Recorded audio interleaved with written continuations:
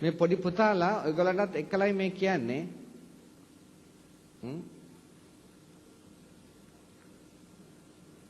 ලංකාවේ ස්කාගාර සංස්ථාවෙන් ආපු ඒවත් එක්කලා. හැබැයි ඔය පඳුරක් ගානේ තියෙන ඒවා එකතු වුණේ නෑ. ඒවත් එකතු වුණා නම් පළවෙනි තැනට නැති වෙන්නේ ලංකාවේ සිංහල ජාතිය. ලෝකේ පළවෙනි තැනට නැති වෙන්නේ. නැති වෙන ඒ විතරක් නෙමෙයි නැති වෙන තවත් ක්‍රම තියෙනවා. බලන්න ඔය බේබදු කමෙන් අද සිංහලයෝ කොච්චර පිරිහිලාද කියලා ඔයත් දකින්නව නේද වෙන්දේසියට දාලා තියෙන ඉඩම් දකින්නවද ඔය ඉඩමක ප්‍රමාණය කීයද පර්චස් 8යි 10යි 12යි කලාතුරකින් තමයි ඊට වැඩි වෙන්නේ ඔය ඉඩම් වල ප්‍රමාණය ඇයි ඔච්චර පොඩියට කඩන්නේ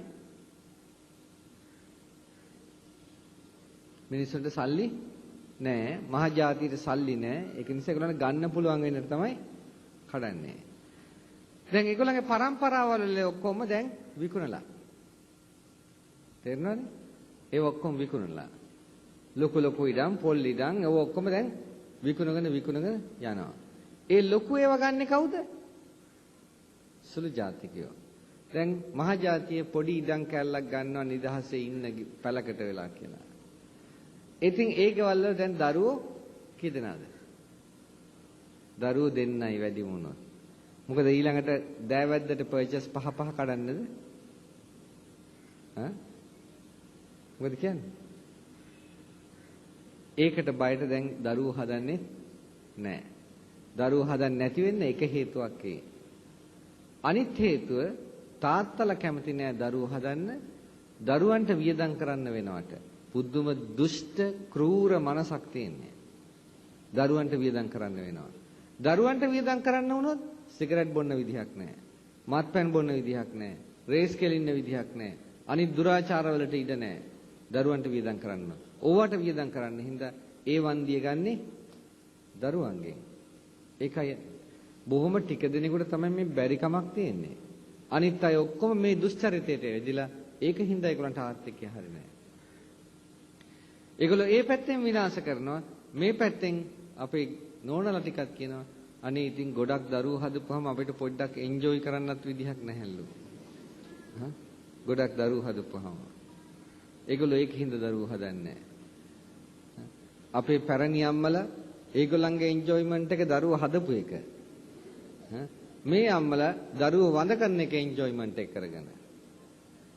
දැනගන්න ඔයගොල්ලෝ පොඩ්ඩක් විමසලිමත් වෙන සමාජයේ ඔය ඇත්තන්ට තේරෙවි ඔය නිර්නාමිකව තියෙන වන්දි කරන ස්ථාන දිහා බැලුවොත් එහෙම කවුද ඔතෙන්ට එන්නේ කියලා. ඔක්කොම හොඳ තරුණ ගෑනු ළමයි එන්නේ. සේරම මේ අම්මලා නෙමෙයි එන්නේ ගොඩක් උකට. ඔක්කොම තරුණ ගෑනු ළමයි. සෑහෙන පිරිසක් එන්නේ. ගිහලා බලාගෙන ඉන්න පොඩ්ඩක් රෙස්ට් හවුස් එකක් ගාවට ගිහිල්ලා ළඟට යන්න එපා. ඔයගොල්ලොත් ඒ ආදේට ගැනෙනවා ඒ ගණනේට. ඈතින් ගිහලා බලාගෙන ඉන්න ටෙලස්කෝප් එකක් හයි කරගෙන කවුද මේවට යන්නේ කියලා. ඒතකොට දැනගන්න පුළුවන් කවුද වෙන්නේ කියලා. දැනගන්න දුවලා විශේෂයෙන්ම පරිස්සම් වෙන්නට ඕනේ. මේ රැල්ල තව අවුරුදු 25ක් ගියොත්. දැනගන්න අවුරුදු 10න් ඉහළ කිසිම ගෑනු ළමයෙක් හොයාගන්න බැරි වෙනවා 2025 වෙනකොට.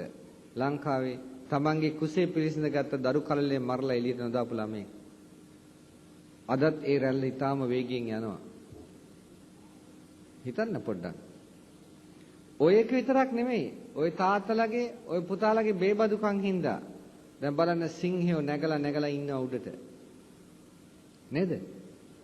පිනාති වෙන රටක නම් මහ ජනතාව හොඳ වැඩ කළා වුණාට අපේ සිංහලයන්ට කොන්දපණ නැහැ. දැනගන්නට. අපේ සිංහලයන්ට කොන්දපණ නැහැ. තමන්ගේ ජාතියේ සංකේතයට නිඳා කරනවට කොයි ජාතියද කැමති වෙන්නේ? මොකද්ද අපේ ජාතික සංකේතය? සිංහයා. අපේ ජාතික සංකේතය තව රටක වෙළඳ භාණ්ඩයක් වෙන්න පුළුවන්. ඒක ඒ රටේ. නමුත් ඒක මේ රටට ගෙන්නලා මේ රටේ ජාතියේ සංකේතයට නිඳා කරන්න පුළුවන්ද? කිසිසේත් මිද දෙන්න පුළුවන් කම නැහැ. මත්පැනක දැන්වීමක් වශයෙන් විනාශකාරී තත්වයක් උදා කරමින් සිංහයාවම තනින් තන රටේ ඔසවලා මත්පැන් නාමයෙන් පතුරවනවා නම් එහෙනම් ඉතින් සිංහල ජාතියේ සංකේතයේ මොකද වෙලා තියෙන්නේ? සිංහල ජාතියේ සංකේතයට නිඳා කරා කියන්නේ මුළු සිංහල වර්ගයටම නිඳා කළා නෙමෙයිද? නැද්ද? ඇස් දෙක පියාගෙන ඉන්න. පින්වත්නි, අර ඉන්දියාවේ රටවල් වල ගෑනුත් ඕවට විරුද්ධව නැගී සිටිනවා. ගෑනුත් නිකන් ඉන්නේ නැහැ. ඉන්දියාවට ආවා සිගරට් එකක් මිස් කියලා ගෑනු ළමයින්ට. ඒතර එක කාන්තාවක් නැගී හිටියා. ඒ කාන්තාව තනියම සංවිධානය වුණේ. සංවිධානය වල එක රාත්‍රියේට මුළු ඔක්කොම සිගරට් ප්‍රචාරක දැන්වීම සේරම විනාශ කළා රටේ තියෙන. එක රාත්‍රියේට. එතනින් මිස් ඉවරයි ඔක්කොම. එතනින් පස්සේ ආවේ නැහැ. අපේ ඕන දරයක් අපි ගන්න ලෑස්තිනේ. ඕන එකක්. දැන් එච්චරටම ආත්මාර්ථකාමීත්වයෙන් පීඩිත වෙච්ච පිරිසක් ඉන්නේ අපිට. අනේ ඉතින් අපි අපේ වැඩක් කරගනිමු මොකටද ඕවට අපි ඇඟිලි ගහන්නේ? නේද? ඒකනේ සංකල්පය කරගන්න හම්බෙයි අපේ වැඩක් බලාගෙන ඉන්න. ඔක තව ටිකක් දවස් යනකොට. ඔය අපේ වැඩක් කරගන්න හදපු ඇත්තන්ගේ දූ දරුවෝ පාරවල් වල කාණු වල පිහි ඇනුම් බෙලි කැපුම් කාලා මැරිලා වැටෙන ඉන්න හැටි දැක් ගන්න පුළුවන් ඒ තව අවුරුදු 10ක් විතර යනකොට. ওই තත්ත්වෙට ගිහිල්ලා. ඔයත් හිතයි ඇයි මේක වෙන්නේ කොහොමද කියලා. දැන් බලන්න ලයන් එක පැත්තකින් කාල්ස්බර්ග් තව පැත්තකින් අනිත් පැත්තෙන් චයිනීස් රෙස්ටොරන්ට්ස්. මේ ඔක්කොම මොනවද? මේ ඔක්කොම මත්පැන් ශාලාවල්. දැන් තව ඉස්සරහට එක മന്ത്രിවරයාට තව දෙක හම්බ වෙනවා. ඒවත් වෙනවා තව. ඔයගොල්ලෝ කතරේ ගහලා යව්වේ ඒවට තමයි ඒගොල්ලන්ට. අනේ මෙහෙම ඔළු නැති සිංහල ජාතියක්. ඔය කතර ගැහුවා නම් ගිය සැරේ මැතිවරණයට ගිහිල්ලා කවුරු හරි ඔය ගහපු ඔක්කොම ඔළු නැතුව ගැහුවේ. දැනගන්න. ඔළු තීච්ච අය නම් ගැහුවේ නැහැ. ඔයත් දන්නවද ඇයි ඡන්දයකට කතරයක් ගහන්නේ කියලා? හොඳයි. මෙතන ඉන්න කවුරු හරි එක්කෙනෙක් මට නැගිටලා කියන්න මෙන්න මේකටයි අපි කතරයක් ගහන්නේ ඡන්දයකට කියලා. මෙන්න මේකයි අපි කතරේ ගහපුවේ පරමාර්ථය කියලා. හොඳයි. මෙතන ඉන්න හුඟක් දෙනා කතර ගැහුවා ඇත්තෝ. ඔයත් දැන් කියන්න මට ඔයත් අවංකව කතරයක් ගැහුවා නම් කොහට හරි කියන්න මම හාමුදුරනේ මෙන්න මේක බලාගෙනයි මේ පක්ෂයට කතරේ ගැහුවේ කියලා. මේ යහපත බලාගෙනයි කියලා. මේ යහපත බලාගෙනයි මම මේ පක්ෂයට කතරේ ගැහුවේ කියලා කියන්න බලන්න. මේ පක්ෂයෙන් මම මෙන්න මේ යහපත බලාපොරොත්තු වුණා. අන්න ඒකයි මම මේ කතරේ ගැහුවේ කියලා.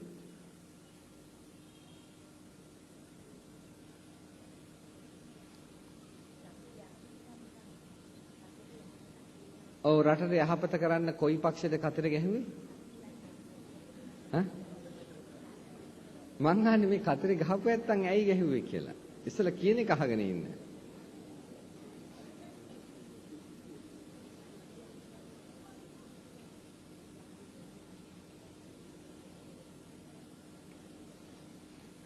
හොඳයි. ඔය එක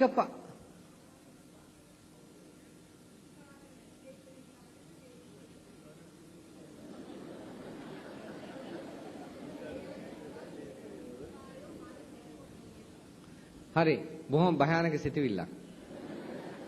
හොඳ. කොහොමද වැඩේ? පහුගිය දවස්වල කුඩුකාරයෝ මරපු හින්දා JVP එකෙන් කුඩුකාරයෝ නැති වේවා කියලා හිතලා කතරේ ගැහුවලු.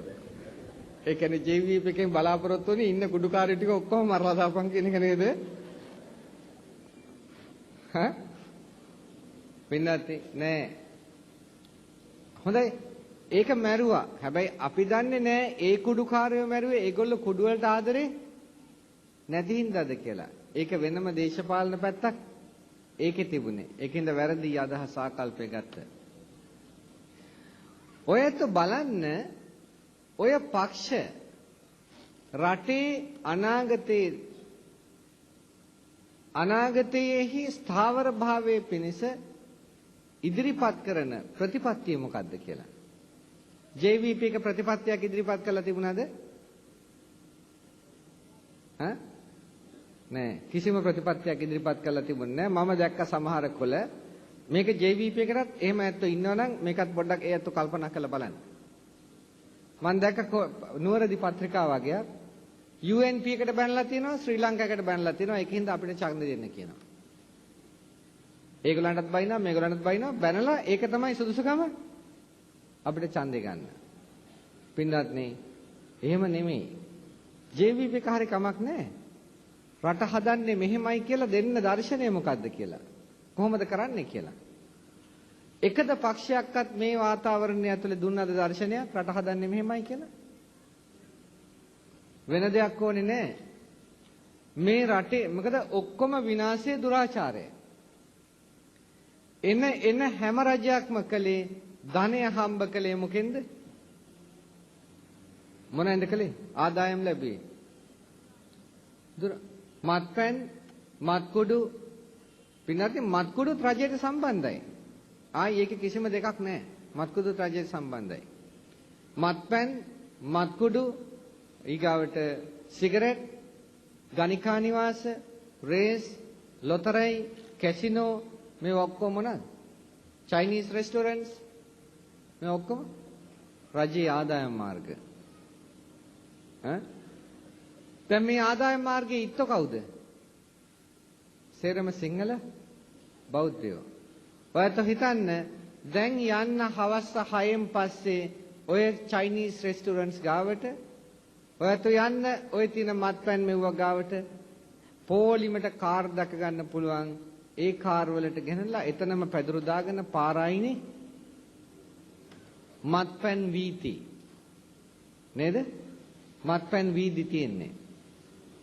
ওই මත්පැන් වීදියේ දැනට ඔහොම තිබුණට තව අවුරුදු 7-8ක් යනකොට මේ අවුරුදු 4-5කින් පටන් ගත්තේ තව අවුරුදු 7-8ක් යනකොට ඔය පාරකින් කෙනෙකුට බහැලා යන්න පුළුවන් වෙයිද?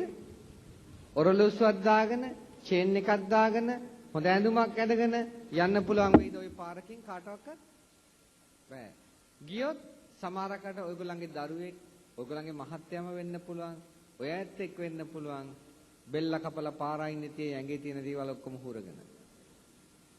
ඔයත් හිතනවද නෑ කියලා? දැන් වෙන්නේ නැද්ද ඒක?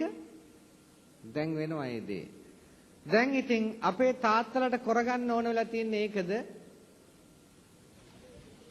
ඔන්න දැන් මේ ඇහෙන තෙක්මානේ ඉන්න පිරිමියෙක් ඉන්නවා නම් ওই පිරිමියා හිතන්න ඔය ඇත්තන්ට අපේ ජාතියට කරන්න ඕනේ ඕකද? ඔයත් දැනගන්න ඔය ඕවා යටින් තියෙන බොහොම ව්‍යාපාර. ඔය ඇත්ත හැමතිස්සෙම තවත් පිරිසක් විදේශයන් ඉන්න. විදේශිකයන්ව ඔය ඇත්ත කෝටිපතියන් බවට පත් කරනවා. ඔය ඇත්ත මෙහි පිරිහිලා. අපේ රටේ ඉන්න තවත් කූට ව්‍යාපාරික කණ්ඩායම් මහා කෝටිපතියන් බවට පත් කරනවා. ඔය ඇත්ත ඔයගොල්ලෝ විනාශයට පත් වෙමින්. ඔය ඇත්ත කුඩු පොඩ්ඩක් පස්සේ යනවා කියලා කියන්නේ දැනගන්න ඔයගොල්ලෝ තවත් පිරිසක් මහා ධන කුයරයන් බවට පත් කරනවා. පත් කළා ඔය ඇත්ත දවසෙන් දවස වලපල්ලට යනවා. ඒකද කරන්න ඕනේ. පුතාලට ඒකද කරගන්න ඕනේ. මං කියන්නේ මේ පුතාලා බොනවා කියන එක නෙමෙයි. මං අහන්නේ ඔය ඇත්තන්ට ඒකද කරගන්න ඕනේ.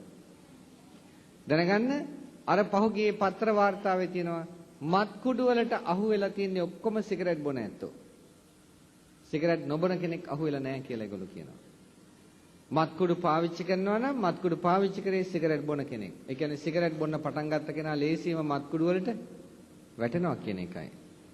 දුරින්ම දුරු කරන්න මහා හලාහල විෂයක් දුරු කරනවා වගේ ওই දුෂ්චරිත ටික ওই මත්පැන් මත්කුඩු මත්ද්‍රව්‍ය ඔක්කොම අයින් කරන්න. නැත්තම් කවදාවත් සැනසෙල්ලක් වෙන්නේ නැහැ ඔය ඇත්තන්ට. කිසිම යහපතක් වෙන්නේ නැහැ. ඔය ඇත්තන්ට තියෙන්නට උනේ ආත්ම ගෞරවයක් කියන එක. ඔය ඇත්තන්ගේ අනාගත දරු පරපුරට තියෙන්නට උනේ හැඟීමක්. පින්වත්නි අම්මෙක් තාත්තෙක් කියලා කියන්නේ මේ ලෝකේට දරුවා බිහි කළ කෙනා නෙමෙයි. බුදුහාමුදුරුවෝ දේශනා කරනවා අම්මෙක් තාත්තෙක් වශයෙන් දරුවන්ගෙන් සැලකිලි ලබන්නට නම් ඒ අම්මයි තාත්තයි දෙන්න දරුවාට දානය, ප්‍රිය වචනය, සමානාත්මතාවය, අර්ථචර්යාව කියන සතර සංග්‍රහ වස්තුවෙන් සංග්‍රහ කළ යුතුයි කියලා. එතකොට ඒ කියන්නේ දානය කියලා කිව්වේ අම්මයි තාත්තයි කැප වෙලා කියන එකයි. අම්මයි තාත්තයි ජීවිතේ කැප වෙලා දරුවන්ට. දැන් මෙතන බණට ආවා අපි. බණට එනකොට මේ ළමයින්ට බණ කියන ඉස්කෝලේට ආවේ. අම්මලා වශයෙන් අම්මලට අමුතුවෙන් කියන්න දෙයක් නැහැ. අම්මලට සංඥාවක් තියෙන්න ඕනේ මේ ළමයින්ට බණ කියන්නේ මෙතන කියලා. නමුත් අම්මලා ටික ඇවිල්ලා ඔක්කොම ඉස්සරහින් වාඩි වුණා. ඔයගොල්ලෝ දරුවෝ ගැන හිතුවද? අම්මලා දරුවෝ ගැන හිතුවද? එච්චරට අම්මලා දරුවන්ගෙන් ඈතයි දැනගන්න. අම්මලා දරුවන්ට උගන්වනවා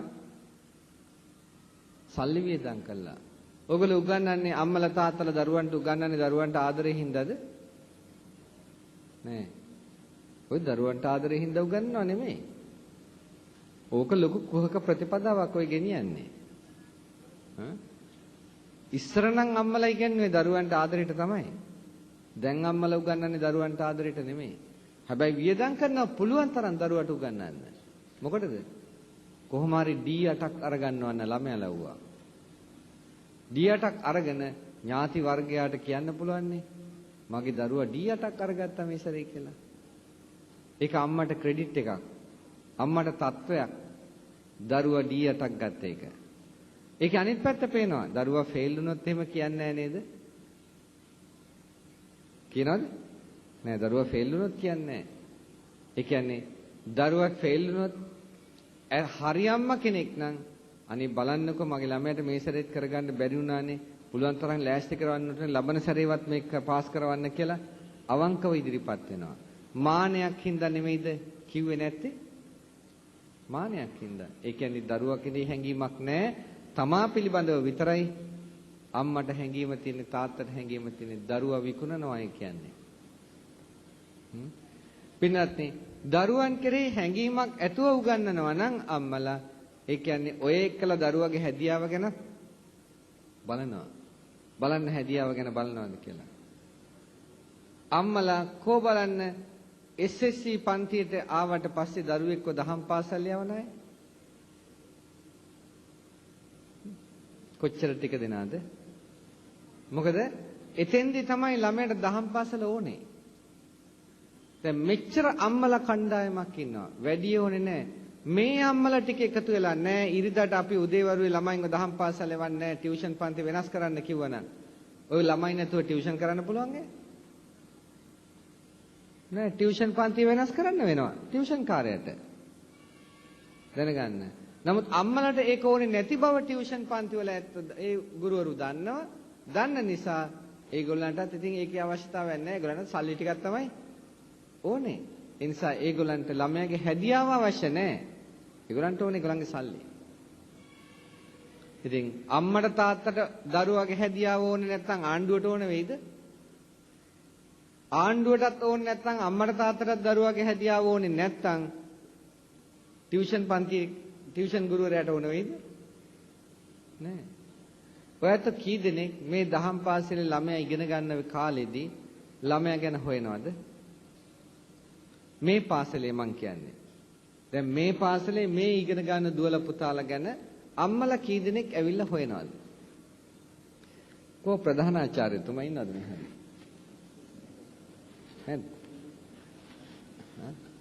කවුරු හරි ඉන්නවද ගුරුවරයෙක් මේ හරි?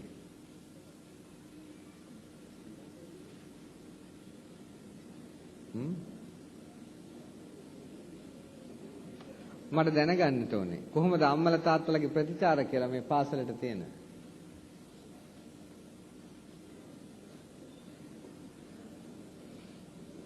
හොඳයි.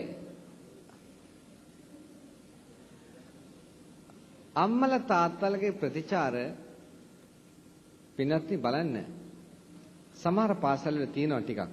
සමහර පාසල්වල මම දන්නේ මේ පාසලේ කොහොමද කියලා. නමුත් මේ වගේ පාසල් මොකද අපිට බෞද්ධ පාසල් තියෙන්නේ ටිකයි. ඔයත් දැනගන්න අපිටම තමයි හැමතිස්සෙම කැපිල්ල එන්නේ. පහුගිය දවස්වල ඔයත් දන්නවද නීතියක් ආවා බෞද්ධ පාසල් වලට අන්‍යාගමිකයන් 120ක්ද 24ක්ද කරන්න ඕනේ කියලා?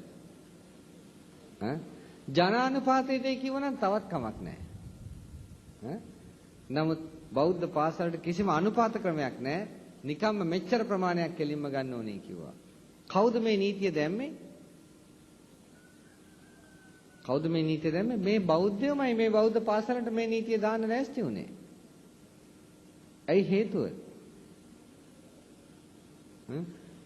ඔන්න දාපුවම වෙන්නේ මොකක්ද දන්නවද? දැන් බලන්න අද කොළඹ තියෙන ප්‍රධාන පාසල් වල කීපයකම ප්‍රධාන ආචාර්යවරු ඉන්නවා කිසිම විදිය හැඟීමක් නැහැ මත්පැන් බොන ඇත්තෝ ඉන්නේ.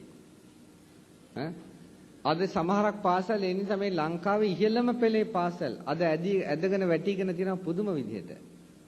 අද දැනගන්න තියෙනවා මේ එක පාසලක්. ඒ කියන්නේ අපේ බෞද්ධ පාසල්වල ප්‍රධාන පාසලක් කොළඹ තියෙන. ශිෂ්‍යයෝ බය නැතුව පාසල ඇතුළෙම මත්පැන් මේ සිගරට් බොනවා කියලා හිත.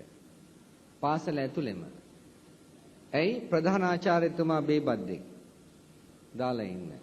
දේශපාලනයට ගැටිකම් කරන බේබද්දෙක් අර වගේ බෞද්ධ පාසලක ප්‍රධාන ආචාර්යවරයෙක් කළා දාලා තියෙනවා. අර ඉස්කෝලේ කඩාගෙන වැටිලා අද අන්තයටම ගන්න බැරි තත්වයකට ගියා. දෙමව්පියෝ සමහරව අඬනවා කියලා. දෙමව්පියෝ අඬනවා කියලා. ඒ දේශපාලනඥයයි අර දෙන්නයි අතරේ සම්බන්ධය. ජාතියට හෙන ගැහිලා ගියාවේ දරුවන්ට හෙන ගැහිලා ගියාවේ ඒගොල්ලන්ගේ යාළුකම ලොකුයි. ඔක්කොටම වැඩි. මොකද වෙන්නේ? ඒකින්ද දැනගන්න දැන් අර වගේ නීතියක් ආපු ගමන් වෙන්නේ මොකද්ද?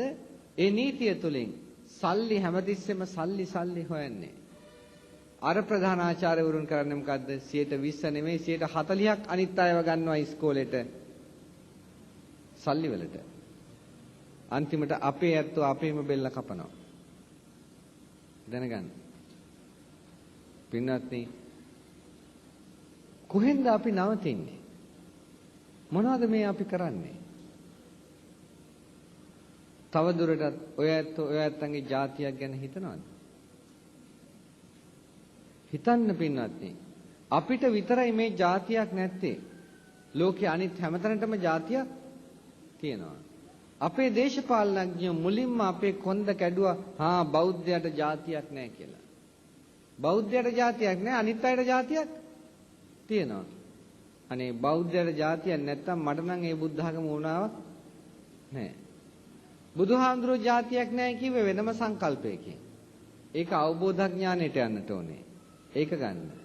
එතනින් මෙහා ಜಾති ගෝත්‍ර තියෙන ඕන තරම්. ගෞතම ගෝත්‍ර වූ කියලා කිව්වේ නැද්ද බුදුහාඳුරන්ට? බුදුහාඳුරොත් ඇදහිවේ ගෞතම ගෝත්‍ර නාමයෙන්. සමනෝ කලුභෝ ගෝතමෝ කියලා කිව්වේ. ශ්‍රමණ භවත් ගෞතමයා කියලායි කිව්වේ. බුදුහාඳුරන් හැඳින්වෙන්නේ ගෝත්‍ර නාමයෙන්. එදා සමාජයේ. බුදුහාඳුර කිව්වද මාව ගෝත්‍රයක් නැහැ මාව ගෝත්‍ර නාමයෙන් හඳුනන්න එපා කියලා? නෑ බුදුහාඳුර කිව්වේ නෑ එහෙම. ලිච්ඡවීන්ගේ ගුණ කිව්වා. ලිච්ඡවීන් කියලා වෙනම ආර්ගයක් හැන්දෙන්නේවනේ. ලිච්ඡවීන් කියලා. ඒගොල්ලන්ගේ ගුණයත් වර්ධනා කරන මෙන්න ලිච්ඡවීන්ගේ මෙන්න මේ වාගේ දේවල් ගුණයන් තියෙනවායි කියලා. බුදුහාඳුර කිව්වේ නෑනේ ලිච්ඡවී කියලා එහෙම જાතියක් නෑ කියලා. බුදුහාඳුර කිව්වා ලිච්ඡවී කියලා. එහෙනම් අපිට කියතයිද සිංහලයෝ කියලා જાතියක් නෑ කියලා? බෞද්ධයෝ කියලා જાතියක් නෑ කියලා? ඒ කියන්නේ බෞද්ධයෝ කියන්නේ බුද්ධ ධර්ම අදහන නිසා සිංහල බෞද්ධ කියන එකක් ප්‍රධාන වශයෙන් තියෙනවා. හැබැයි සිංහලයා කියලා ගත්තොත් නම් අනිත් જાතීන් වගේම જાතියක් තමයි. සිංහල බෞද්ධයා කියලා ගත්තොත් වෙනස් වෙනවා. වෙනස් වෙන්නේ බෞද්ධ ශිෂ්ටාචාරයෙන් බෞද්ධ සංස්කෘතියෙන් අවුරුදු 2000 ගණනක් තිස්සේ පෝෂණය වෙලා ආපු જાතියක උදාරත්වයක් තියෙනවා. ඒ නිසායි සිංහලයා ශ්‍රේෂ්ඨ જાතියක් වන්නේ. මින් ඉදිරියට සිංහලයෝ එහෙම જાතියක් නෙමෙයි. ඒ උදාරත්වය ඇති කරන්නටයි අපි මේ උත්සාහ ගන්නෙ. එදා තීච්චේ. නැත්තම් සිංහල ජාතිය අර කිව්වා වගේ තව අවුරුදු 50ක් යනකොට මේ රටෙන් තුරන් වෙලා යනවා. අවුරුදු 50ක් වෙනකොට සමබර වෙද්දී ඊළඟ අවුරුදු 10 15 යනකොට ඉන්න සිංහලයෝ ටික ඔක්කොම පුතාගේ නම මොකද්ද? ඔය පුතාගේ? ඔව්. ඉන්දික. මොකද ඒකේ වාසගම? අර පෙළපත් නාමයක් එහෙම තියෙනවද? මොකද්ද?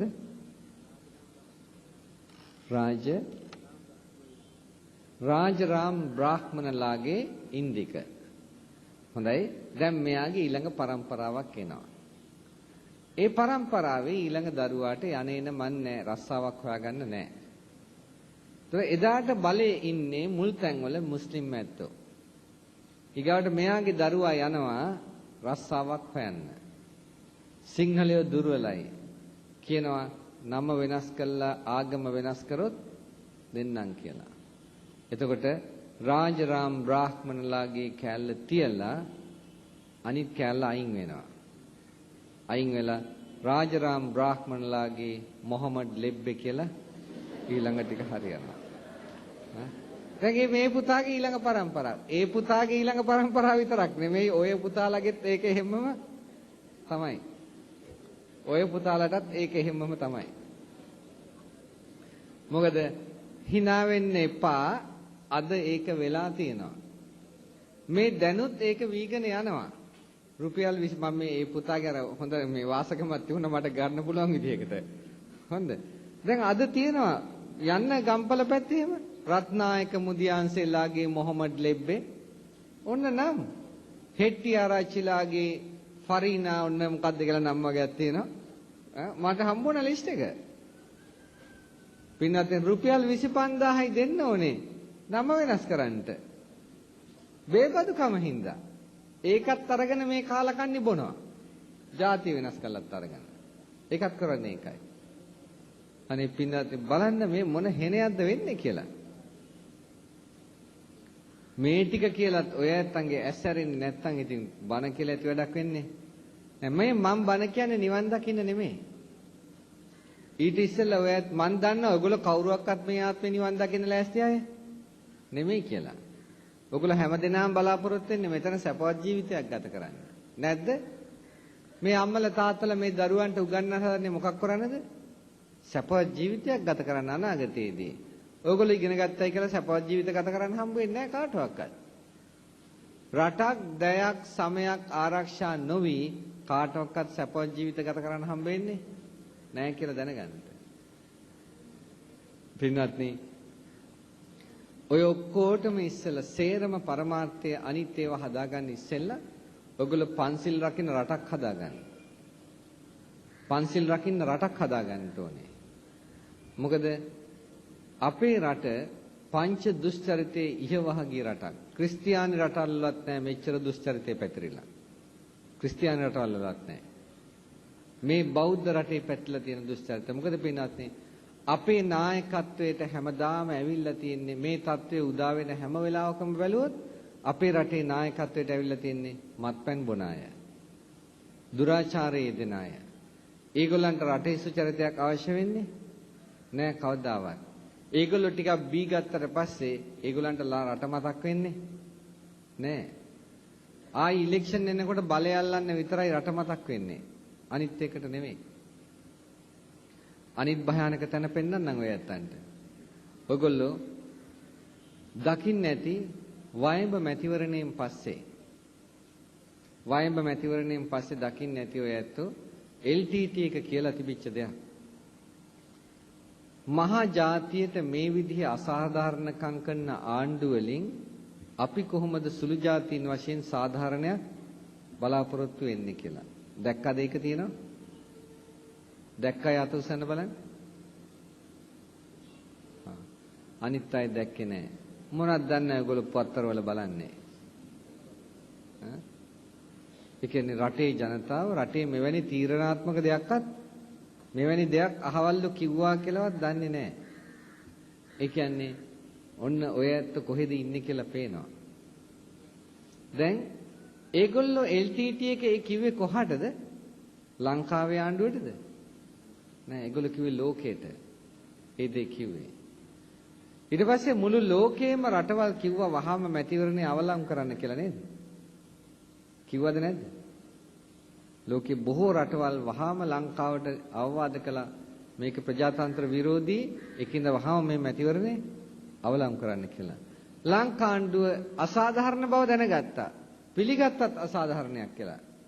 ලංකා රජයම පිළිගත්තා ඒක අසාධාරණයි කියලා. පිළිගත්තේ නැත්තේ නෑ. මුළු මහත් ලංකාවම දන්නවා හැම එක්කෙනෙක්ම දන්නවා අසාධාරණ මැතිවරණයක් වුණා කියලා. ඒත් කවදාවත් ඒක සාධාරණ කරන්න හැදුවේ නෑ.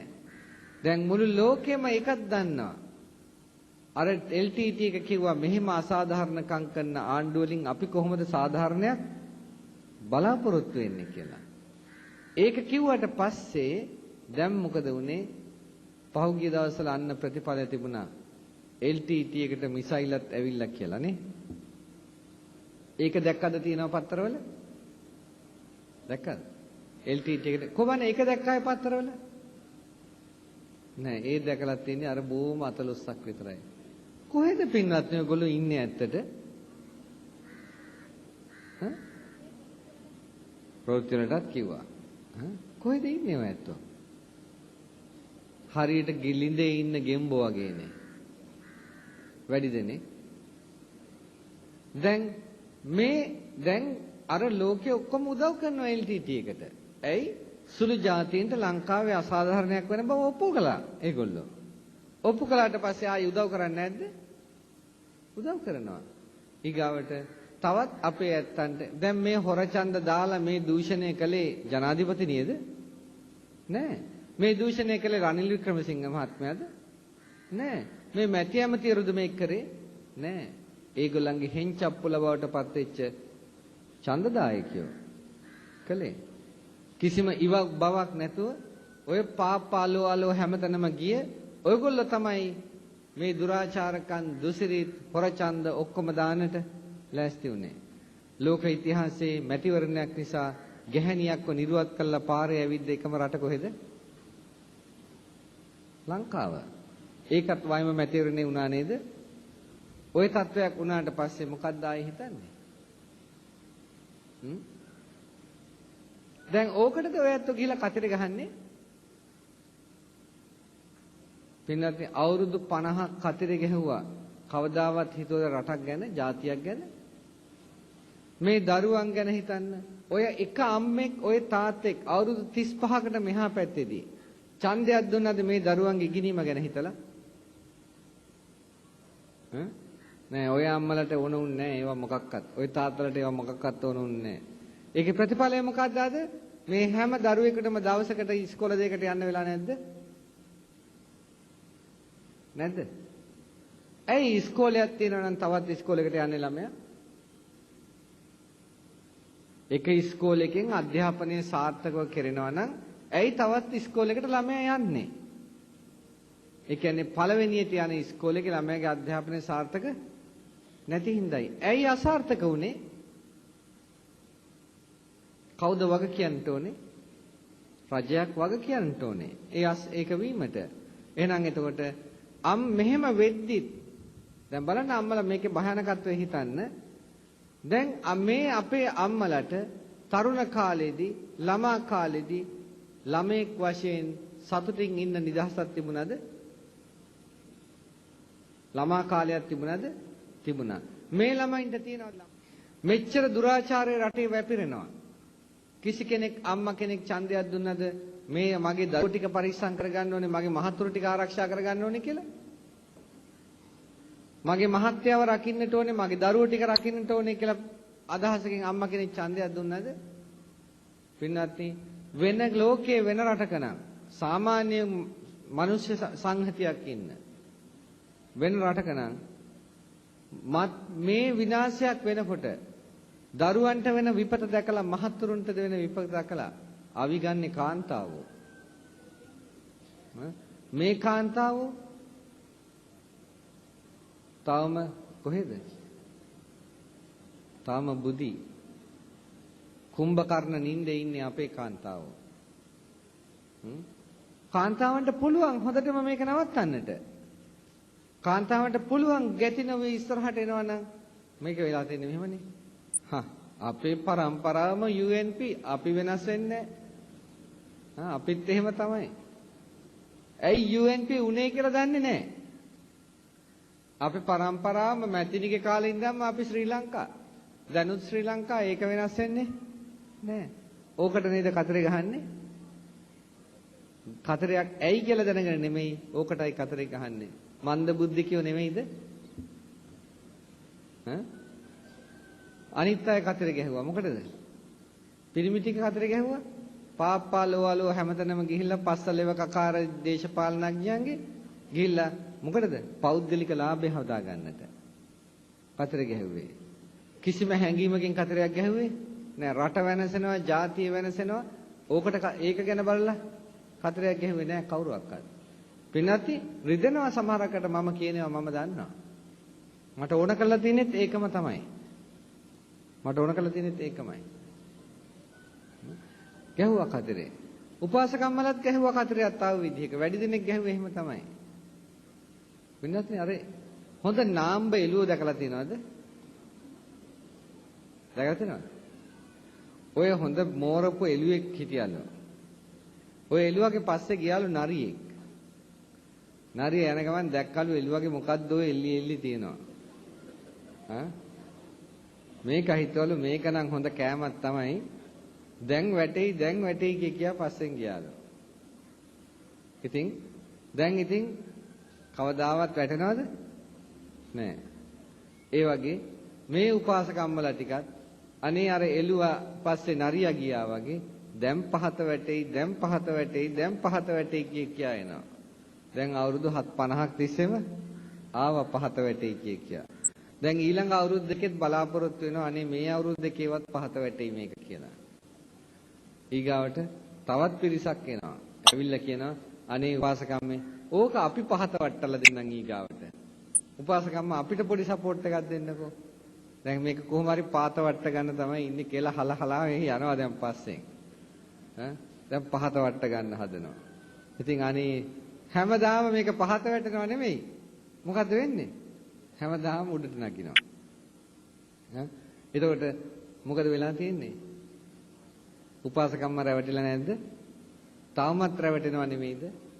වෙන රටක කිව්වනම් ওই විදිහේ දෙයක් තීන ඡන්දෙත් නැති වෙලා. මොකද හේතුව? ඒ ගෑනුන්ට ඔළුව තියනවා හිතන්න කවදාවත් මේ ලෝකේ බඩු මිලක් පහත දාන්න බෑ කියලා. ඔළුව තියනවා හිතන්න. මේ අම්මලට පහත වැටේ දැන් පහත වැටේ. දැනගන්න ඔය ඇත්තන්ට කවදාවත් පුළුවන් කමක් නැහැ බඩු මිල කියන එක පහත දාන්න. ඔය ඇත්තන්ට අවශ්‍ය වෙලා තියෙන්නේ ආර්ථිකය කියන එක සකස් කරගන්නට. ආර්ථිකය සකස් කරගන්නට නම් කරන්න තියෙන එකම දේ පන්සිල් රකින්න එක විතරයි. පන්සිල් රකින්නේ නැතුව කවදාවත් ආර්ථිකයක් හදන්න හම් වෙන්නේ නෑ. රටත් පන්සිල් රකින්න රටක් වෙන්න ඕනේ. රටේ ජනතාවත් පන්සිල් රකින්න රටක් ජනතාවක් වෙන්නට ඕනේ. ඔය මොන විදිහේ පඬිතකම් කිව්වත් බලන්න අපි හිතමු ලෝක ආර්ථිකයක් තියෙනවා. ආර්ථික රටාවක්. ගියා ලෝකයේ ආර්ථික රටාව ඔස්සේ සියුම් උපක්‍රමශීලීව ජපානයේ ඉස්සරහට බැලුමක් වගේ පිම්බුණා. මොකද උනේ? බැලුම වගේම පිපුරුවා. ඉන්දුනීසියාව ගියා. මොකද උනේ? ඒත් ඒ ටිකමයි. කොරියාව ගියා. මොකද උනේ? ඒත් ඒ ටිකමයි. මැලේසියාව ගියා. දැන් මොකද වෙලා තියෙන්නේ? මැලේසියාවට. සිංගප්පූරුව ගියා. මොකද දැන් සිංගප්පූරුවට වෙලා තියෙන්නේ? ලෝකේ තියෙන දුප්පත්ම රට මොකද්ද?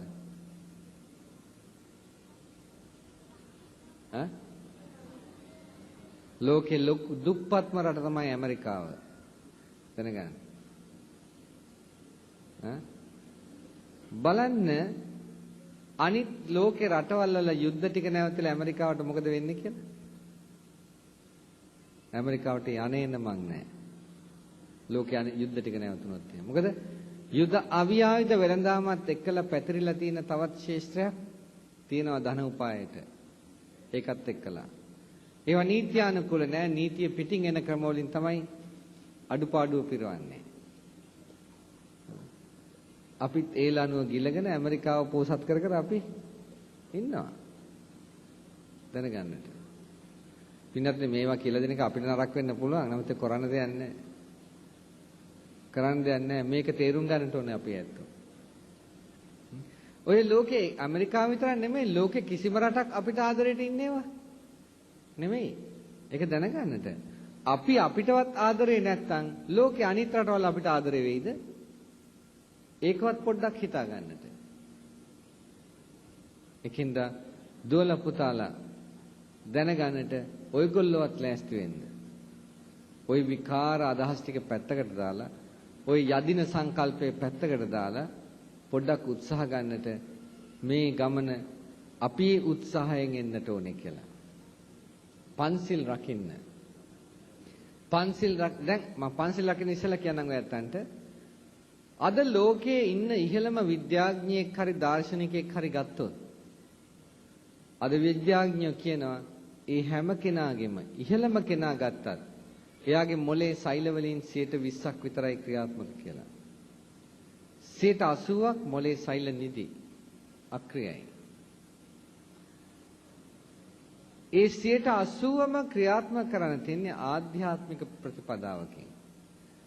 අර 20% කියන්නේ භෞතික ප්‍රතිපදාවෙන් දිනු කරපු අංශ තමයි විටමින් දීලා, මව් කිරි දීලා, ඕවෙන් දිනු වෙච්ච ටික. දැනගන්න. ආධ්‍යාත්මික මනස පිරිසිදු කළා වර්ධනය කළ යුතු පැත්ත තමයි හැමදෙස්සෙම වැඩි. ඒක නිසානේ සිල්වත්ව පිරිසිදු මනසකින් ඉන්නවා නම් කෙනෙක් එයාට ප්‍රශ්නයකට උත්තර දෙන්නේ කතරම් ප්‍රශ්නයක් නෙමෙයි. එයාට යමක තීරණයක් ගන්න එක කතරම් ප්‍රශ්නයක් නෙමෙයි. ඊගාවට පළවෙනි ධ්‍යානයට වගේ එන්න පුළුවන් නම් ඒ කියන්නේ එයා අරීට වැඩිය බුද්ධි මට්ටමක් තියෙනවා. ඍද්ධි ප්‍රාතිහාර්ය දක්වන්න පුළුවන් නම් ඊට වැඩිය ඉහළ බුද්ධි මට්ටමක් තියෙනවා.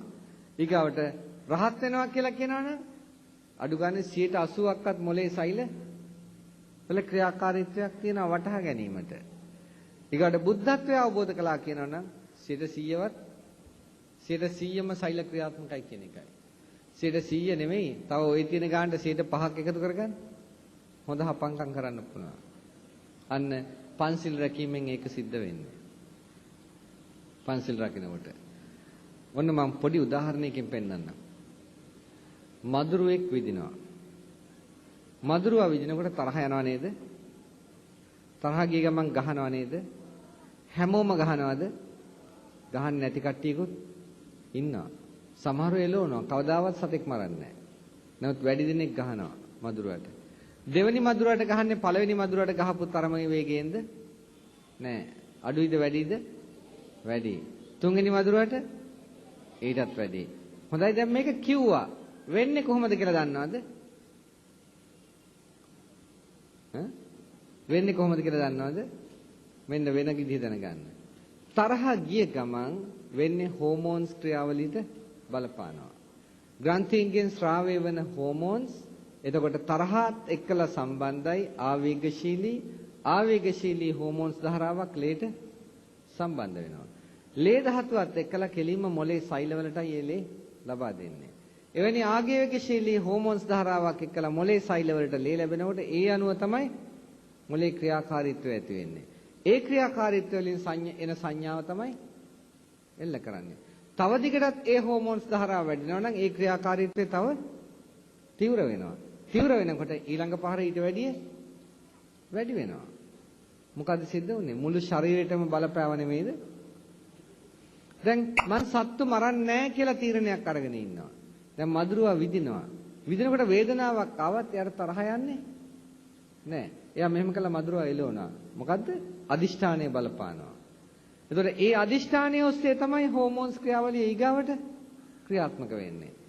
ඒ අදිෂ්ඨානයෙන් ශක්තිමත් වෙච්ච හෝමෝන්ස් ධාරාව තමයි ලේ වලට සම්බන්ධ වෙලා මොළයට ලැබෙන්නේ. ඒතර මොළයට ලැබෙන සංඥාව මොළෙන් ලැබෙන සංඥාව ඊට අනුරූපයි.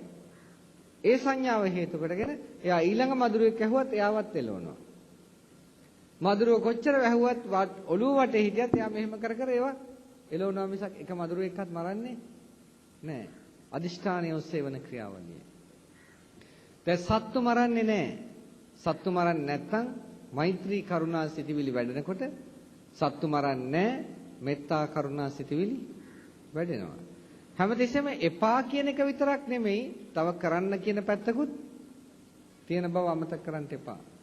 දැන් අපි ගන්නේ සත්තු මරන්න එපා, හොරකම් කරන්න එපා, කාම මිත්‍යාචාරය එපා කියලා අපි කියන්නේ. නමුත් බුදුහාඳුර කියන්නේ සත්තු මරන්න එපා. පානාති පාතා පටිවිරතෝ හෝති. නිහිත දණ්ඩෝ නිහිත සත්තෝ ලජ්ජී දයාපන්නෝ. දඬු බහා තබන්න, සත් බහා තබන්න, ප්‍රාණඝාතේ ලැජ්ජා වෙන්න. දඬු ගහ තබන්න කියන්නේ පොළු මුගුරු අයින් කරන්න.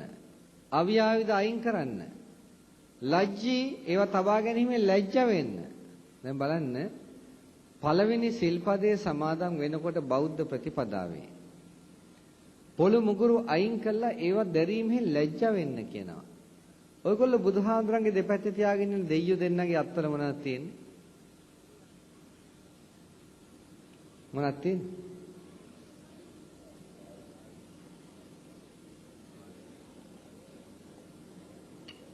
ආයුධ තියෙනවා. බුදුහාමුදුරුවෝ කියනවා බුද්ධං සරණං ගිහිලා බුද්ධං සරණං ගච්ඡාමි කියලා පංචශීල සමාදන් වුණා නම් මේ අවියාවිද අයින් කරන්න කියලා. පළවෙනි සිල්පදේම. මේ දෙයියන්ගේ අතේ අවියාවිද තියෙනවා. ලැජ්ජ නැති දෙයියෝ නේද? කිසිම ලැජ්ජාවක් බයක් නැති දෙයියෝ දෙන්නේ බුදුහාමුදුරන්ගේ දෙපැත්තේ තියලා තියෙනවා ඔය ඇත්තෝ. මොකටද මේ තිබ්බේ? කොහෙන්ද අපිට තියෙන සම්බන්ධය මේ දෙයියන්ගේ? අවිදරණ දේවතාවෝ බුදුදහමේ උගන්වන්නේ නැහැ. බුදුදහමේ දේවතාවෝ කියන්නේ කුසල ශක්තියකින් ඉපදිලා තියෙන කට්ටියක් බව දන්නවනේ. නේද? මේ රජකම් වල ඔටුනු දාගත්ත රජවරු වගේ පිරිසක් නෙමෙයි බුදුදහමේ දේවතාවෝ කියන්නේ. ඒගොල්ලෝ කුසල ශක්තියකින් ඉපදිලා තියෙන අය. ඒගොල්ලෝ අවිදරණ පිරිසක් නෙමෙයි කොහොමදවත්. ඒගොල්ලන්ගේ දේව ශක්තිය නිසා ඒගොල්ලන්ට අවිය ඕනෙත් නෑ. පුණ්‍ය රිද්ධි තියෙනවා ඒගොල්ලන්ට. පුණ්‍ය රිද්ධි නිසා අවිය ඕනේ නෑ ඒගොල්ලන්ට. එහෙනම් බෞද්ධ සංකල්පයේ දෙයියෝ නෙමෙයි කියන බව පැහැදිලි නේද හොඳටම? එතකොට මම අපෙන් අහන සමහරව ඒතකොට Hindu බෞද්ධය කියලා දෙයියෝ වෙන් කරන්නේ මොකටද කියලා. වෙන් කරන්නේ දෙකක් තියෙන හින්දා. දෙකක් නැතුව නෙමෙයි. Hindu සංකල්පයේ දේවතාවෝ කියලා කියන්නේ ඒකේ තියෙන තේරුමක් ඇත්ත වශයෙන්ම. හැබැයි බුදුදහමට ගැලපෙන එකක් නෙමෙයි. Hindu සංකල්පයේ තියෙනවා ලෝක නිර්මාණය පිළිබඳ සංකල්පය. ඒ ලෝක නිර්මාණය පිළිබඳ තියෙන සංකල්පය තමයි ඇතිවීම, පැවැත්ම, නැතිවීම කියන අවස්ථා තුන එල්ල කළා දේව මූර්ති තුනක් ඇති උනේ. ත්‍රිමූර්ති. ත්‍රිමූර්ති අහලා තියෙනව නේද? Hindu වේදේ. බ්‍රහ්ම මූර්තිය. බ්‍රහ්ම කියලා කියන්නේ බ්‍රහ්ම පදාර්ථ කියන්නේ පඨවි ආපෝ තේජෝ වායෝ. ඒක ඉතින් විග්‍රහ කරන්න වෙලාවක් නැහැ. නමුත් දැනගන්නට ඒ සංකල්පයක්.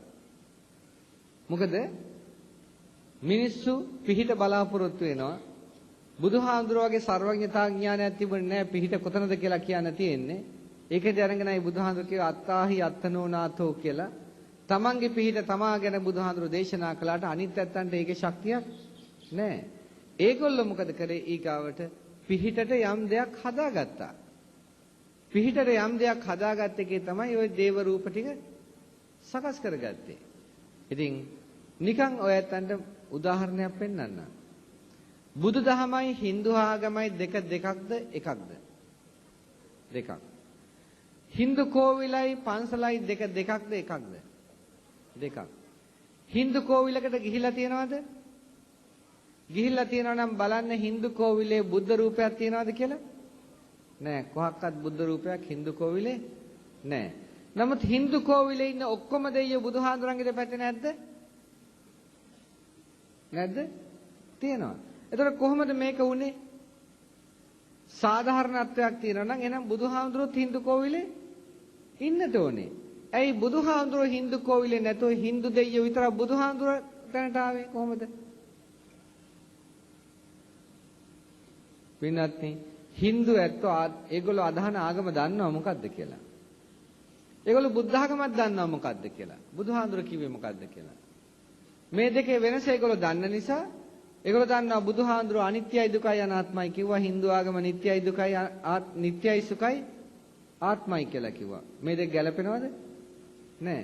නොගැලපෙන හින්දා ඒගොල්ලෝ බුදුහාඳුරන් එතෙන්ට ගෙනාවේ නෑ.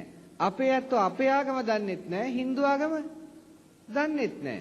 ඒකින්ද තණ්හාවට ගෙනහැල්ලා කොතනින් හරි යද්දොත් මොකක් හරි ගන්න පුළුවන් නේ කියලා ඔය ගෙනල්ලා තියාගත්තා. ඒකයි කලේ. බුදුහාඳුරෝ කියනවා ඔය ඇත්තෝ මොනවද? ඉෂ්ඨකාන්ත මනාප ආයුෂ වර්ණ සැප යසස ස්වර්ගය. මේ ඉෂ්ඨකාන්ත මනාප මේ ආයුෂ වර්ණ සැප යස ස්වර්ගය කියන මේ කරුණු පහ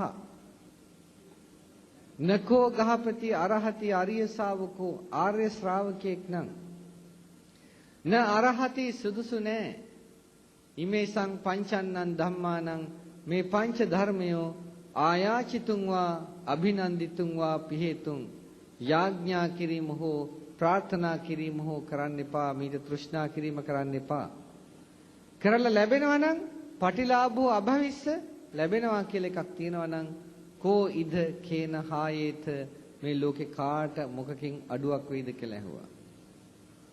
නමුත් අපේ දුවලා පුතාලා ඝන දෙයියන්ගේ පිහිට යදින්නේ නැද්ද? යදින්නේ නැද්ද? යදිනවා. සරස්වතීට යදින්නේ නැද්ද? යදිනවා. සරස්වතී කියන්නේ කවුද? සරස්වතී කියන්නේ බ්‍රහ්මගේ භාර්යාව. ඔය ඇත්ත කොහොමද සරස්වතී යදින්නේ? ඉස්කෝලේත් සරස්වතීට නටවනවා කෙල්ලෝ ටික තියාගෙන. ඈ? ඔයගොල්ලෝ කොහොමද සරස්වතීට නටන්නේ? සරස්වතී බ්‍රහ්මගේ භාර්යාවනේ. බ්‍රහ්ම කියන්නේ බෞද්ධද? ඒ කියන්නේ බෞද්ධ නාමයෙන් ඉඳගෙන Hindu ආගම නෙමෙයිද අදහන්නේ? සරස්වතීට නටන්න ඕනේ නැහැ. නටන්නේ ටීචර්ගේ පින්තූරේ තියාගෙන. නටවන ටීචර්ගේ පින්තූරේ තියාගෙන. එයානේ ගුරුවරයා. ගුරුවරයාට ගෞරව කරන්න. එහෙම නැත්නම් හොඳම සරස්වතී කවුද? අම්මා. බ්‍රහ්මාති මාතාපිතරෝ කිව්වනම් අම්මව සලකන්න සරස්වතී හැටියට. බ්‍රහ්මගේ භාර්යාව. තාත්තව සලකන්න නියම බ්‍රහ්ම හැටියට. එච්චරයි කරන්න තියෙන්නේ. කවුද ඝන දෙයියෝ කියන්නේ? දන්නවද ඝන දෙයියෝ හැදිච්ච හැටි? නෑ? හොඳයි එහෙනම් අහගන්න. ඝන දෙයියෝ හැදිච්ච හැටි.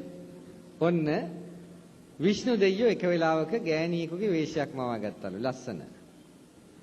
බලන්න ළමයි 7 දෙනෙක් මැව්වලු. මවලා එක ටික වෙලාවකින් ළමයි 7 දෙනෙක් එක දවසට මැව්වා. මේ මවලා ඉන්නකොට ඊශ්වරයි උමායි ආවලු මෙතෙන්ට. උමා දැක්කලු මේ ළමයි 7 දෙනා. මේ දිග කතාවක් මම කෙටි කරලා කියන්නේ. ඇවිල්ලා මේ ළමයි 7 දෙනා දැකලා මොකද අයියේ මේ මොකද උමා දැනගත්ත මේ ගෑණි කවුරුත් නෙමෙයි මගේ අයියා කියලා විෂ්ණු. මොකද අයියේ මෙච්චර දරු කන්දක් කියලා දුවගෙන ආපු ගමන් ළමයි 7 දෙනාම එකට තියලා බදාගත්තලු. බදාගත්තාම ළමයි 7 දෙනාම එක්කෙනෙක් වුණාලු. එක්කෙනෙක් වෙලා මූණු 6කුයි අත් 12කුයි ආවලු. දැන් නිකන් හිතන්න පොඩ්ඩක් ඔය ඇත්තෝ කොළු පැටවුන්ට තියෙන්නේ මූණුයි අතුයි විතරද? ඔළුයි අතුයි විතරද?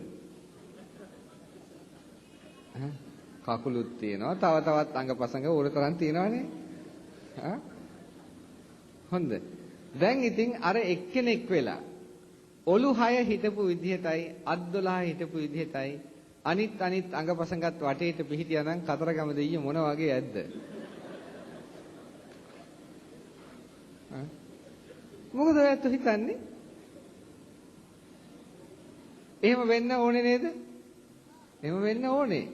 ඔන්න දැන් ඒ කතරගම දෙයියන්ට නෝනලා දෙන්නෙක් හිටියලු. කවුද? තේවානි අම්මයි වල්ලි අම්මයි. කතරගම වෙච්ච හොඳ සිද්ධියක් කියන්නද නැත්තන්ට? එක අම්මා කෙනෙක් ආවා බබෙක් හම්බ වෙන්න. කතරගම දෙයියන්ට බාරයක් වෙන්න. ඉතින් කප් මහත්තයව මොකද්ද බාරේ කියලා. ඒක පිරිමි ළමෙක් හම්බ වෙන්න කියලා හිතා. ඉතින් ඇහුවා දැන් කතරගම දෙයිය මේ කප් මහත්තයා ඇහුවා දැන් ළමයා හම්බ වෙන්න තව කොච්චර කල් තියෙනවද කියලා. එතකොට කිව්වා සුමාන 2ක් තියෙනවා කියලා.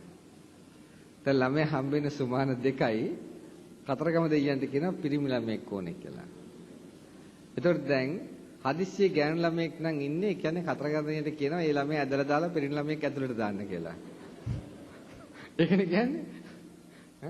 ඉතින් අර කප් මහත්තයා බයිනවා කියලා මේ අනේ මේ වගේ මෝඩ ගෑනු ඉන්නවද? මං අලු ඔළුවේ විතරක් නෙමෙයි කටෙත් ඉලුවයි කිව්වාලු. කටෙත් ඉලුවයි කිව්වා. හදිස්සියේවත් අර අම්මට පිරිමි ළමෙක් හම්බුණා නම් යම් විදියකින් ඒ පිරිමි ළමයා කාගේද එතකොට? කතරගම දෙයියන්ගේ තමයි එතකොට. ඒ දැන් මේ කතරගම දෙයියන්ට කියලා න්යාය පිරිමි ළමෙක් ඕනේ කියලා. හරි බලන්න මෙහෙමත් ඕල්මාදකාරයෝ ඉන්නවද කියලා. දැන් සමහර උපාසකම්මලා ඉන්නවා. දැන් මහත්යට ඔන්න වෙන ගෑනු කෙනෙක් ඇහැ ගහනවා කියලා දැනගත්තාම නෝනලා බයි දුවනවා දේවාලෙට. ගිහලා අනේ ලොකු පූජා වට්ටියක් හදාගෙන කතරගම දෙයියන්ට කන ලව් කරනවා. අනේ දෙයියනේ මගේ මහත්යව බේරලා දෙන්න අර ගෑණිගෙන් අර හැතිරිය මගේ මිනිහා නැති කරන්න හදනවා කියාම කියනවා නේද? කියන්නේ නැද්ද? එහෙම තමයි කියන්නේ. කියලා ඊට පස්සේ ඉතින් කතරගම දෙයියෝ අහගෙන ඉන්නවලු මේ උපාසකම්මා කියන දේ. ඉතින් බලනවා කතරගම දෙයියෝ කාගෙන්ද මේ කියන්නේ කියලා. බලනවා මහත්ය දිහා දිවනෙත් යමලා ඇත්තද මේ කියන කාරණේ කියලා.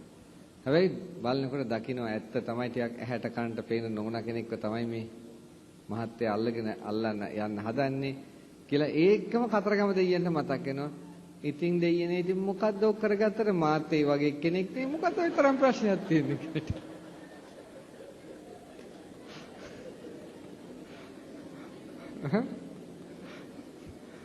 දැන් ඉතින් උපාසකම්ම අමාරු වැටුනේ නැද්ද දෙයියන්ට කියන්න ගිහිල්ලා? ඔය දෙයියන්ට කියන්නේ යන්නේ උපාසකම්මලට ඔක්කොටම වෙන්නේ ඕක තමයි.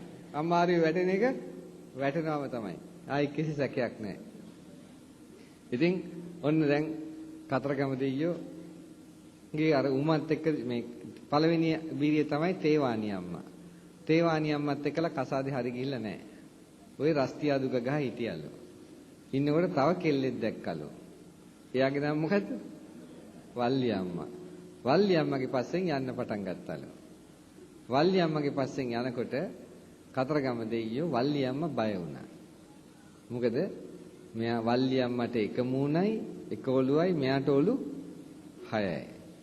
වල්ලි අම්මට අත් 12යි මෙයාට වල්ලි අම්මට අත් 2යි මෙයාට අත් 12යි.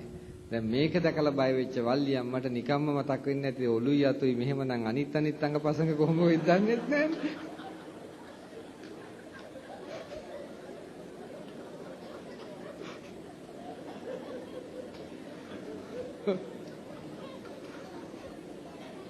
ඉතින්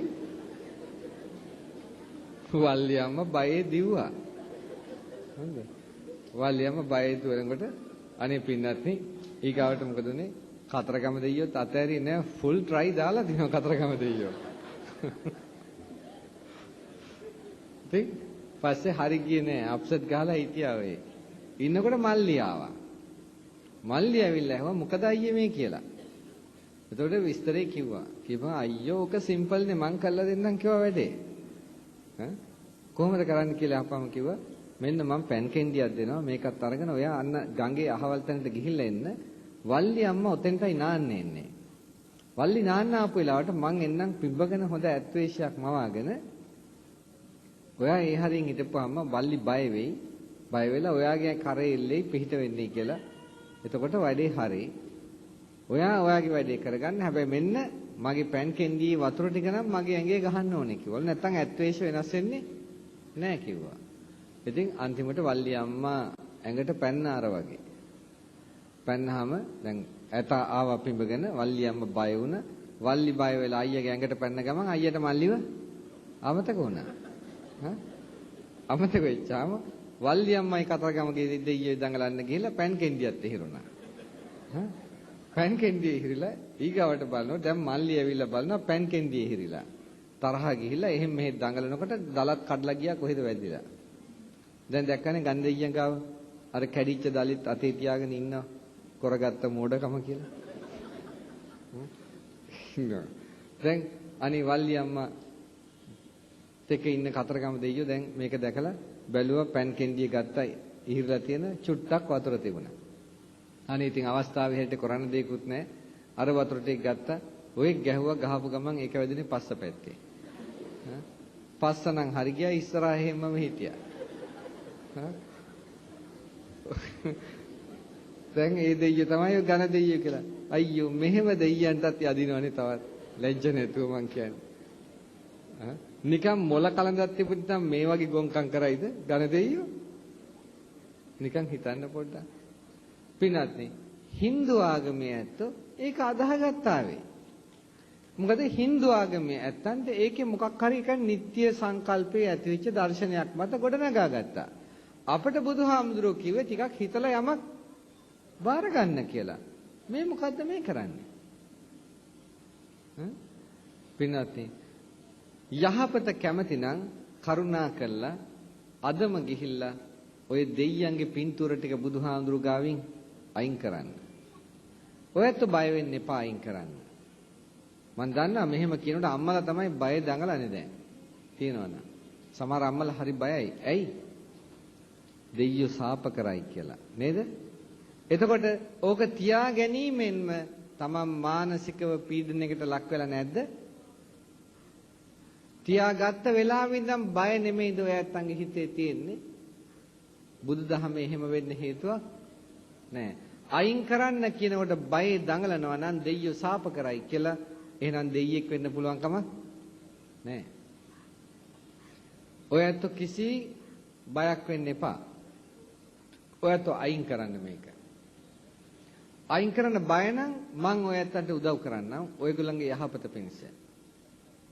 මේ කියන්නේ වගකීමක් ඇතුවයි සෙල්ලමට කියනව නෙමෙයි. ඔයගොල්ලන්ගේ හිනස්සන්න කියනවත් නෙමෙයි මේ වගකීමක් ඇතුවයි කියන්නේ.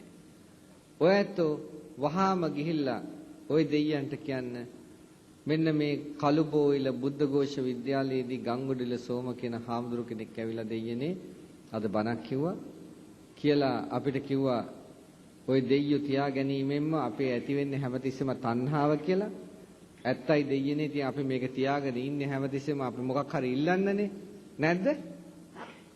ඉල්ලන්නද තියාගෙන ඉන්නේ නැද්ද? ඉල්ලන්න. මොකක් හරි ඉල්ලන්නනේ. ඉතින් අපේ තණ්හා වැඩෙන එක ඉතින් ඇත්ත තමයි.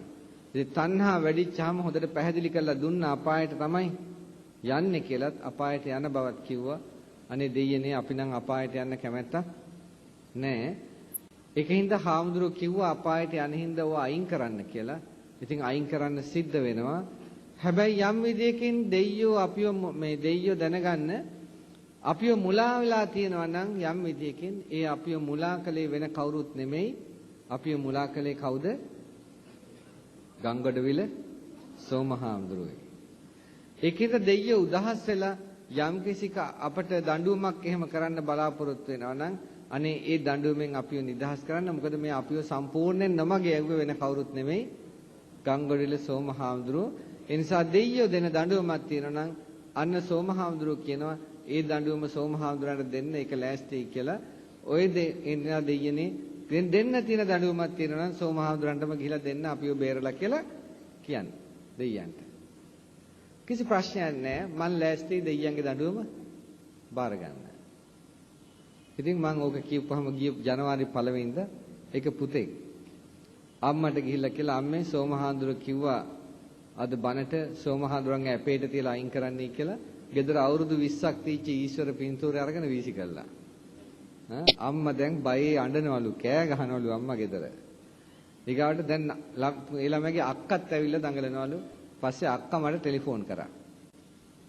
ටෙලිෆෝන් කළා කිව්වා හාමුදුරනේ මල්ලි හාමුදුර ඇපේට තියන්නේ කියලා මෙන්න මේක වීසි කළා අපේ ගෙදර මේක අවුරුදු 20ක් විතර තීච්ච එක මේ අම්මා දැන් බයේ අම්මා දැන් අඬනවා මොකද මේකට කරන්නේ කියලා. මං කිව්වා මොකටද අඬන්නේ? දැන් මල්ලි ඒක වීසි කරේ මාව ඇපේට තියලානේ. ඉතින් මං ඉන්නවා ඇපේට. කලබල වෙන්න එපා. මං ඉන්නවා ඇපේට. අම්මට කරදරයක් වෙන්නෙත් නැහැ. ඔයාට කරදරයක් වෙන්නෙත් නැහැ. මල්ලිට කරදරයක් වෙන්නෙත් නැහැ. වෙන දෙයක් තියෙනවනම් මට වෙයි කිසි ප්‍රශ්නයක් නැහැ කියලා. අනේ පින්නත් දැන් මාස 4කුත් ඉවරයි. ඉතින් කිසි ප්‍රශ්නයක් නැහැ මොකක්වත්. අපි දෙගොල්ලම හොඳින් ඉන්නවා යහතින්. මොකක්වත් නැහැ. සමහරු කියනවා දැන් ඇවිල්ලා අනේ හාමුදුරනේ පුදුම මානසික සුවයක් තියෙනවා කියලා දැන්. මේවා අයින් කරාට පස්සේ බැඳීම් ගොඩකින් නිදහස් වුණා. පුදුම සහනයක් තියෙනවා කියලා. පින්නත්නි ඒ නිසා ඔය ඇත්තෝ පන්සිල් රකින්න කිසි යකෙකුට බය වෙන්න උවමනාවක් නැහැ. පන්සිල් රකින්නවා නම් පන්සිල් රකින්නයි කියන එකෙන් අදහස් කරන්නේ කැඩෙන්නේ නැහැ කියන එක නෙමෙයි. කැඩෙන්නේ නැත්තම් රකින්නයි කියලා කියන දෙයක් තියෙනවද? කැඩෙනවා. හැබැයි පන්සිල් රකින්න කියන එකෙන් අදහස් කරන්නේ සමාදන් වෙන්න, සමාදන් වෙලා රකින්න උත්සාහ ගන්න. බැරිද පුතාලට කරන්න? පුළුවන්. බැරිද? පුළුවන්. රකින්න උත්සාහ ගන්න. උත්සාහ අරගෙන ඉන්නකොට කැඩෙයි. කඩන්න එපා. කැඩෙයි. කැඩුනොත් ආයිත් අදිෂ්ඨාන කරනවා. ආයි කරගෙන යනකොට ආයි කැඩෙයි. ආයිත් අදිෂ්ඨාන කරනවා. ඔහොම ක්‍රමක්‍රමයෙන් යනකොට පුරුද්ද කැඩෙනවා. පුරුද්ද කැඩිච්ච ගමන් Tamanට පුදුම ශාන්තියක් අත් වෙනවා. හැමතිස්සෙම මොලේ හෝමෝන්ස් ක්‍රියාවලිය හොඳයි. ඊට පස්සේ හැමතිස්සෙම හෝමෝන්ස් ක්‍රියාවලිය හොඳ නිසා හැමතිස්සෙම මොලේ සෛල ප්‍රසන්නව ක්‍රියාකාරී වෙනවා. ධාරණ ශක්තිය වැඩෙනවා. ස්ථානෝචිත ප්‍රඥාව වැඩෙනවා. පාඩම් කරන දේවල් මතක හිටිනවා. කල යුත්ත නොකල යුත්ත තීරණය කරගන්න පුළුවන්. ඊටා වේගයෙන් බුද්ධි වර්ධනය සිද්ධ වෙනවා. බලන්න උත්සාහ කළා පාඩම් කරන්න ගත්තාම ඒ පාඩමට සම්බන්ධ අනිත් ඒවා නිකම්ම ගලාගෙන එනවා. වැටහිම එනවා. මොලේ කිලුට කරගන්න එපා. ටයිටැනික් වලින් කලේ ඉස්කෝලේ මොලේ කිලුට කරපු එක. බුද්ධියක් තිබුණා නම් කවදාවත් කිසිම ඉස්කෝලේ ඕවා පෙන්වන්නේ නැහැ. කිසිම විදිහකින්. ওই ජරා වැඩ කරන්නේ නැහැ. මට දැන් තේරෙන්නේ නැති මොකද්ද මම කියන්නේ කියලා නේ. මොකද්ද කිව්වේ කියලා ඔයත් අන්න. හොඳයි. මේ බුදුමග විතරයි ඔයත් අන්න තියෙන්නේ. වෙන මගක් ඔයත් අන්න නැහැ. නත්ති මේ සරණං අඤ්ඤං බුද්ධෝ මේ සරණං වරං කියලා මේ මග පිහිටන්නට. ඒ පිහිටීමෙන් ඒකාන්තයෙන්ම ඔයත් අන්න දෙලොව ශාන්තිය සැලසෙනවා. දැන් නම් මට දානෙට යන්නත් තියෙනවා ඉක්මනින්. ඉතින් ඒ නිසා මෙතනින් ධර්ම දේශනාව අවසන් කරනවා. අද ධර්ම ශ්‍රවණය කිරීමෙන් මේ රැස් කරගත්තා වූ සියලු කුසල ශක්තියින් පරිලෝක ඥාතීන් වේද අනුමෝදන සූපත් වෙත්වා කියලා හිතාගෙන ඥාතීන්ට පින් දෙන්න සාදුකාරයක් දෙන්නට. ඒ වගේම ස්ථානාධිග්‍රති ඉෂ දේවතාදී දේව සමූහය වේද මේ පින් අනුමෝදන්න දෙවියෝ ප්‍රාර්ථනීය සැපයටපත් වෙත්වා අපට ආශිර්වාද සලසා දෙත්වා. මේ කිව්වේ අර දෙයියෝ නෙමෙයි මේ කිව්වේ අපේ බෞද්ධ සංකල්පයේ ඉන්න දේවතාවන් ගැන කිව්වා. ඒ දේවතාවෝ ගැනයි. නිවන් අරමුණු කරලා ඉන්න දේවතාවෝ. ඒ ඇත්තන් මේ පින් අනුමෝදන්න සුවපත් වෙත්වා ප්‍රාර්ථනීය සැපයටපත් වෙත්වා කියලා සාදු කියලා දෙවියන්වත් පින් දෙනවා. හැම දිනකටම මේ රැස් කරගත්තා වූ කුසල ධර්මයේ මහිමෙන් පරම ශාන්තිය වූ නිර්වාණ සුවයද වේවා කියලා සාදු කියලා ප්‍රාර්ථනා කරනවා.